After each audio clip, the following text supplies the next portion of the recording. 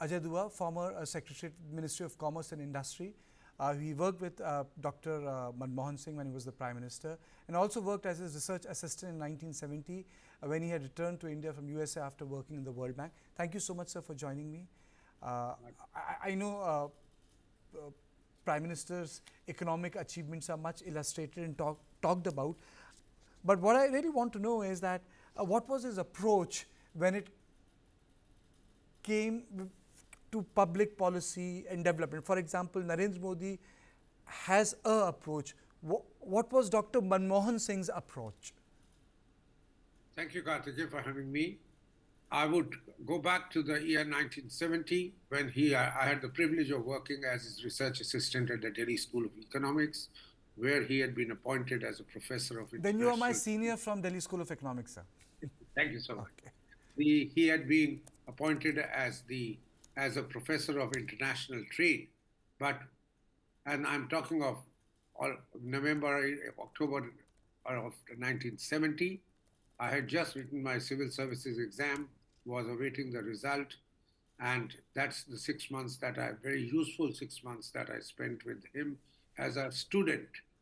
And what struck me at that time, here was a person who was absolutely convinced that the way forward for India and the way forward, in fact, for the entire developing world was to adopt policies of free trade. At that point of time, India was not relying upon free trade as a means of development, and we had seen by then, 32, 33 years of independence, that we had not been able to record any notable increase in the country's prosperity. The population rate was as high as the GDP rate of growth. So he was clearly talking about it. And I remember, as a research assistant, my job, he was doing a project for the Indian Council of Cultural Research, ICCR, Indian Council of Social Sciences Research. And the project given to him was a survey of India literature on India's foreign trade.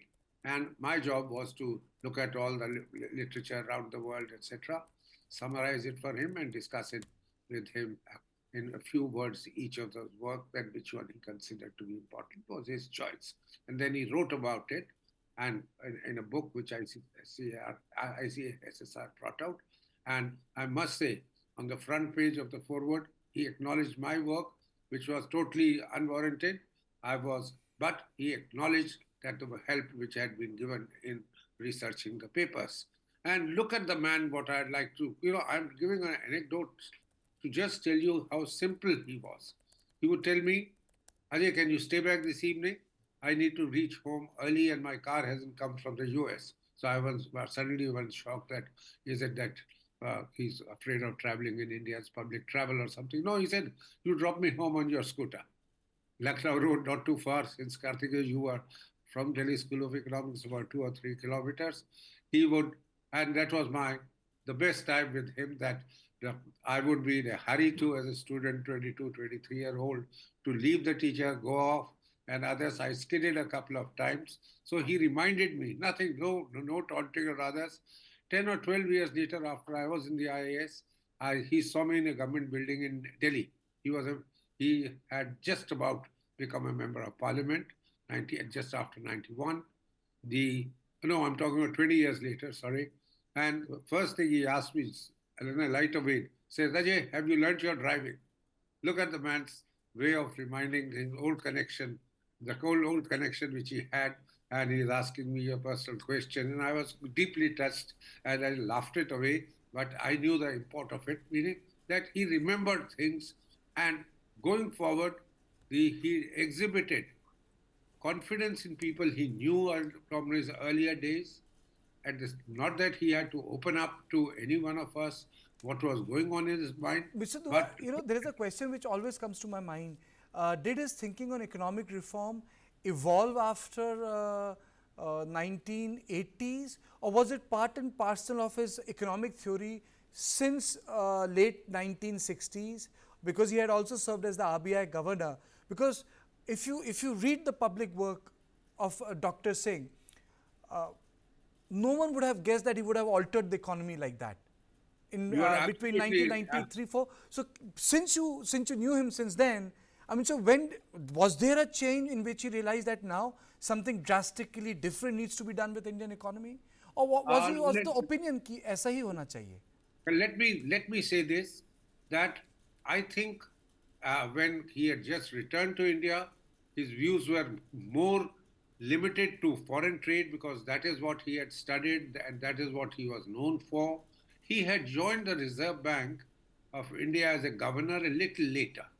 It was not in the 70s or the 80s as the governor. But what I'm just trying to tell you is that opportunity which he got to serve in as the finance minister gave his vision it gave him a very broad perspective and vision. And Mr. Narasimha Rao, then Prime Minister, was also of the opinion that we need to move away from the socialism which of the kind which Pandit Nehru had started and Mrs. Gandhi had assiduously followed, that was not the right model for India. We need to adopt so-called LPG, liberalization of the economy. We also need to privatize, and we also needed to globalize, because that is the example which had come before everybody during the 80s, when the Chinese, who were even far more socialist than anybody else in the world till the late 60s, early 70s, had followed since then, and the Chinese had started experiencing an exponential growth in the late 80s itself under Mr. Deng, the, the president who had followed the President Xi Jinping, president of that time, Mao Zedong. So I think mentally people were influenced by what has been seen by opening up of China, a large economy. We were next door. So that thinking had begun to trickle in, and it became adopt. See, usually such far-reaching liberalization measures, etc., doing away with licensing completely, would have been an announcement by itself. But Dr. Narasimha Rao and Mr. Narasimha Rao and Dr. Manmohan Singh made it an integral part of the budget of that year. 91-92 budget carried these major announcements, Okay. and rightly so, as the finance minister, he was given the privilege Okay. of declaring peace to the country. Mr. Dua, other guests are also there, but one thing which always ticks me is, I'm sure he wanted to do other reforms also. But I think under Narasimha Rao, after the first course, the government lost its appetite because it did not have that political capital. And after 2004, Prime Minister knew the huge responsibility of shouldering the UPA, so he went for the nuclear deal. Was there any sector which Manmohan Singh wanted to liberalize the way he did in 1992, which he could not? In your conversation, something which you would gather as working as a secretary in the government of India? I wouldn't. I think in terms of policies, by then he was a total realistic.